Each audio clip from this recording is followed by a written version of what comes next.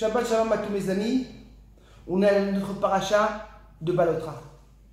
J'aimerais vous commencer le premier passouk de la paracha. Daber l'Aaron. Parle à Aaron. Aaron, c'est Aaron à Cohen. V'amata ela Balotra et anerot et le moul pnanora. Que tu vas aller allumer les menorahs, la menorah dans le Beth Amikdash, dans le Mishkan. Notre Rashi, c'est l'explication. Il demande pourquoi on écrit cette paracha juste après la paracha de la semaine dernière. La semaine dernière, on a parlé comment les 12 princes de chaque chevet emmenaient les corbanes. Chaque jour, il y avait des grandes fêtes et des grandes soirées. Rashi nous dit, parce que vous savez quoi? Aaron est devenu un petit peu triste, un petit peu, il était devenu pas bien. Nichlas Zato, il est devenu faible. Pourquoi? Il a dit, écoute-moi, la semaine dernière, tous les Nessim, tous les princes de chaque groupe de chevettes, ils sont arrivés. Et nous, il n'y avait pas. On n'a rien ramené. Dieu lui dit, t'inquiète pas. Cette semaine, tu vas emmener et toi, tu vas allumer les bougies. Ils ont fait une grande recherche en États-Unis. Pourquoi les gens vont au travail? Ils ont trouvé que 90% des gens qui vont gagner l'auto ou des grandes sommes vont continuer à travailler. Parce qu'une personne, il veut avoir un tafkid, une mission dans le monde. Mais là, la question qui se demande, comment ça se fait? Aaron, Oev Shalom, Verodev Shalom, la personne qui veut que la paix dans le monde. Quand il voyait une femme, un homme qui se disputait, il allait pour les aider. Il a dit, écoute-moi, ta femme, elle veut faire la paix avec toi. Et le contraire, lui, il était triste de voir les grandes soirées de nos princes. Le contraire, il devait avoir une joie dans ça. Quel simra que les autres, ils vont avoir plaisir. Pour comprendre ça, on va comprendre. Notre Pirkei Avot, il dit où? Il dit Eze Washir Asama Berako.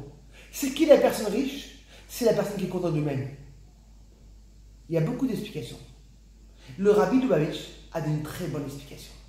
Il a demandé si chacun est content de qu'est-ce qu'il est, comment les gens vont avancer? Tu as un magasin, sois content de qu'est-ce que tu as. Pourquoi faire un deuxième, un troisième, un quatrième? Mais le monde est obligé d'avancer. Il a expliqué en vérité. Ezeu Ashir Asama Berelko. Ça part, c'est qui la personne qui est riche? La personne qui est contente de ses forces que Dieu a données. Chacun dans le monde a ses forces. Chacun dans le monde a une mission.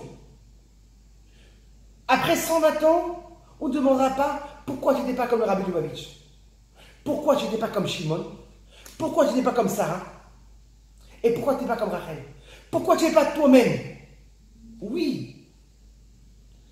Aaron, on lui dit, écoute-moi, ta mission dans le monde, c'est le Mishkan. Toute ta vie. Dès qu'il a reçu sa mission, il s'est mis à 100% du Mishkan. Tout à coup, il voit que pendant 12 jours, il n'était pas au Mishkan. Il est devenu faible. On m'a pris une partie de ma vie. Quand une personne, il sent qu'il a une mission, une shlichut, il n'a aucune fatigue. J'ai rencontré un Rav Chabad. Je lui ai dit, écoute-moi, comment tu fais? Il habite en Russie. Pas de restaurant cachère. C'est le seul religieux. Pas d'école. Pas d'amis. Les amis de la communauté. Mais il n'a pas de famille. Il n'a rien. Comment tu fais? Nous, déjà, la vie est déjà dure. Comment tu fais? Il m'a répondu. C'est ma shlichut. C'est ma mission dans le monde. Et je prends des forces. Quand une personne il sent que c'est la mission, il y a des forces énormes. Et que ça, en vérité, Dieu lui dit, écoute-moi, je te comprends. Je sais qu'on t'a pris une partie, ne t'inquiète pas. Tu vas aller et tu vas allumer les bougies. Et ces bougies vont être énormes. Et qu'est-ce que Torah te dit? Yaéru Shivat Nerot. Ils vont allumer d'eux-mêmes. La lumière avec, tu vas les allumer. Et tu n'auras pas tout le temps les allumer. Ils vont être d'eux-mêmes. Ça veut dire qu'en vérité, chacun en a une mission. Et pour finir avec une magnifique histoire, on sait que quand on a voulu écrire le Shulchan Aruch, de tous les commentaires du Talmud et tout ça, il y avait un qui s'appelait le Rama. C'était un pays d'Ashkenaz. Il a commencé à écrire son pirouche. Il écrit. Tout à coup, il entend comment le Beth Yosef, il a déjà écrit un Shulchan Aruch, toutes les lois de la Torah, dans un pays séfarade. Vous savez qu'il pensait qu'il s'est énervé. Et il dit peut-être que je vais faire un autre livre.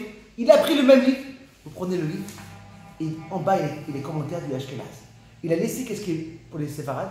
Et tous les minagim ou la lachot qui est Ashkenaz, il a ajouté. Et là, en vérité, on voit cette force-là. Chacun a vu comme sa mission. Les autres, ils ne me dérangent pas. Que Bezrat Hashem. Que chacun trouve sa mission. Son but dans le monde. Quand une personne trouve sa mission, il se lève avec le sourire. Avec la joie. Que Bezrat Hashem.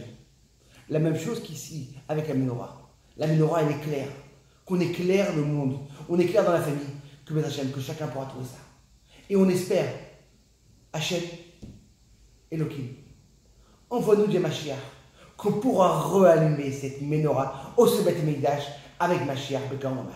Le Dvar Torah, c'est le Nishma du papa, Menachem Mendel Mordechai Ben Yosef. Si vous avez aimé, donnez à vos amis et que des bonnes nouvelles. Shabbat Shalom et B'Sorah Tova.